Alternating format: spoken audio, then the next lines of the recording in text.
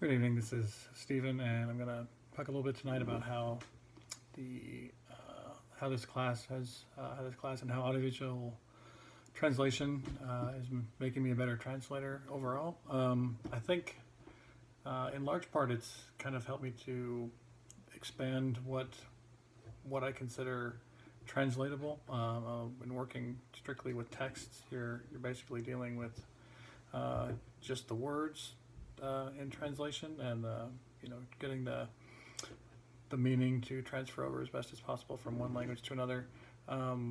With AVT, you have to work a lot more on considering what besides the words is there to translate. For example, in video games, you have to consider the context of the game itself. Do you translate street signs in the video games? Do you translate documents or items that the characters are carrying around with them? And so it's kind of helped me to consider things that I wouldn't have otherwise thought of to be translatable or to even consider for translation. And one aspect that I found interesting, I've seen it before, but it was something that was brought up in chapter 3 of our subtitling textbook, was the how transparent an activity translating for film or media is, just by the sheer fact that your work is out there and can be easily compared to the source material.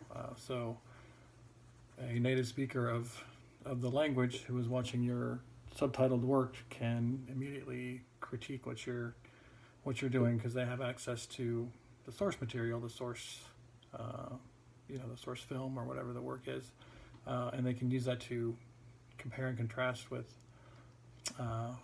your subtitles, and do as I have myself many times, even as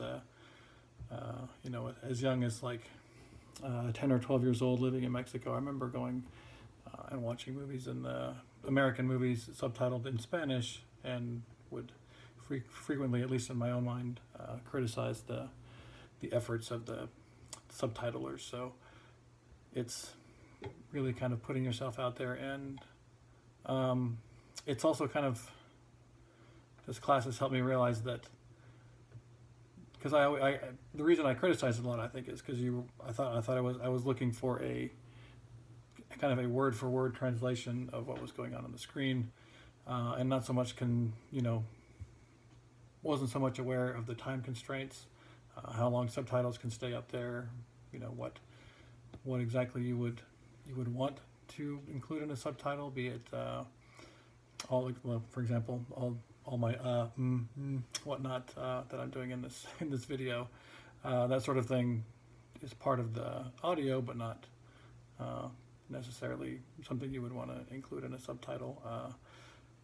So I'm learning a lot of the thought process of what goes into what to include in a subtitle or not. So I think that's all I have to say for tonight. So good night, everyone, and I will see you next week in class.